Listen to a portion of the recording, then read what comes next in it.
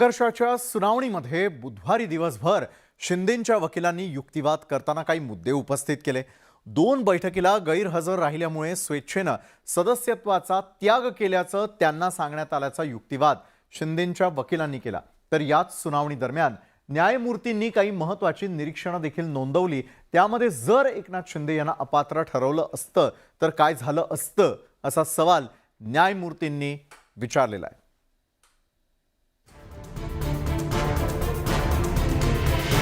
राज्यातल्या सत्ता संघर्षावर बुधवारी सुप्रीम कोर्टात सुनावणी झाली। शिवसेनेच्या वतीनं नीरज कौल यांनी जोरदार युक्तिवाद केला। त्यांनी सत्ता संघर्षाचा सगळा घटनाक्रम कोर्टासमोर मांडला। शिवसेनेचं सरकार स्थापन करू नये असं शिंदेंनी कधीच म्हटलं नसल्याचं कौल यांनी सांगितलं। शिंदेंना महाविकास आघाडीसोबत जायचं नव्हतं, पक्षात 2 वेगवेगळ्या विचारधारा असल्याचा युक्तिवाद कौल यांनी केला। त्यावर जर पक्षात फूट नाही तर मग विधानसभा अध्यक्ष काय निर्णय घेऊ शकतात असा सवाल न्यायमूर्तींनी कौल यांना केला। 21 तारखेला नोटीस पाठवण्यात आलेली होती। त्या बैठकीला हजर राहण्याचे आदेश देण्यात आलेले होते। शिंदे आणि त्यांचे सहकारी बैठकीला उपस्थित नव्हते। 2 बैठकींना गैरहजर राहिल्यामुळे स्वेच्छेने सदस्यत्वाचा त्याग केल्याचं त्यांना सांगण्यात आलं। त्यावर जर एकनाथ शिंदे यांना अपात्र ठरवलं असतं तर काय झालं असतं असा सवाल न्यायमूर्तींनी केला।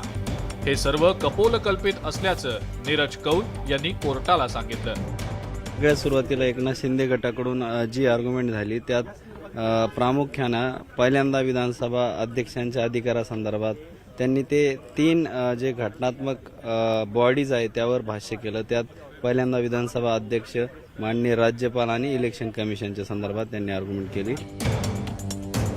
तसंच 42 आमदारांविरोधातली अपात्रतेची याचिका प्रलंबित असताना सुद्धा या आमदारांना वगळलं तरी उद्धव ठाकरे सरकारकडे बहुमताचा आकडा नव्हता।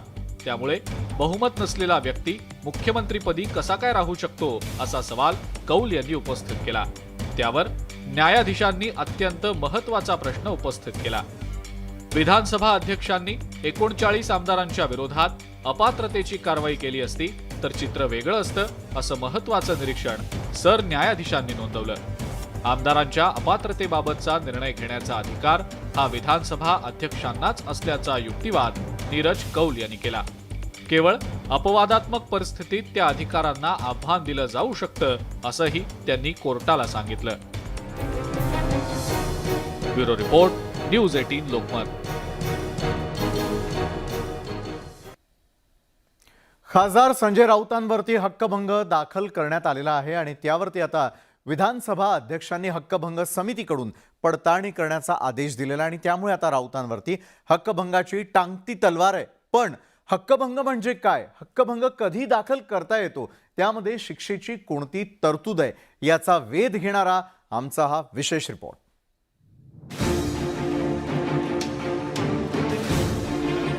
हक्कभंगाचा प्रस्ताव हा विधिमंडळ सभागृहाचा विशेषाधिकार मानला जातो।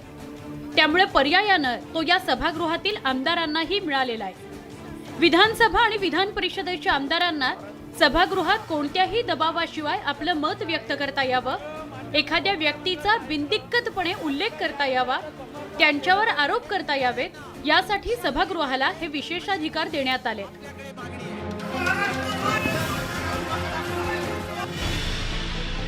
विशेष म्हणजे सभागृहातील सदस्यांच्या वक्तव्यासंदर्भात सभागृहाबाहेर संबंधित सदस्यांवर कोणतीही कारवाई करता येत नाही। एवढंच काय, पण त्याला न्यायालयातही आव्हान देता येत नाही। आमदारांना विनाव्यत्यय आपलं कर्तव्य पार पाडता यावं यासाठी हे विशेषाधिकार देण्यात आलेले आहेत। या हक्कभंगासंदर्भात काही नियम घालून दिले आहेत। हक्कभंग दाखल करण्यासाठी संबंधित व्यक्तीला हक्कभंगाची नोटीस द्यावी लागते। सभागृह अध्यक्षांना त्यात तथ्य आढळून आल्यानंतर ती हक्कभंग समितीकडे पाठवली जाते। हक्कभंग समितीकडून संबंधित व्यक्तीला आपली बाजू मांडण्याची संधी दिली जाते। त्यानंतर साक्ष पुराव्यांच्या आधारे हक्कभंग समितीकडून अहवाल तयार केला जातो। त्या अहवालाच्या आधारे सभागृह संबंधित व्यक्तीला शिक्षा निश्चित करतं। हक्कभंगाला कारणीभूत ठरलेल्या इसमाला शिक्षा देण्याचा अधिकार सभागृहाला आहे। हक्कभंग प्रकरणी ठपका ठेवण्यात आलेली व्यक्ती सभागृहाचा सदस्य असल्यास त्याला निलंबित केलं जातं. मात्र ती व्यक्ती सभागृहाची सदस्य नसेल त्याला ताकीद देणं, दंड ठोठावणे अथवा प्रसंगी कारावासाची शिक्षा ठोठावण्याची तरतूद आहे. विशेष म्हणजे अधिवेशन काळात शिक्षा भोगावी लागते. Bureau report, news 18 Lokmat.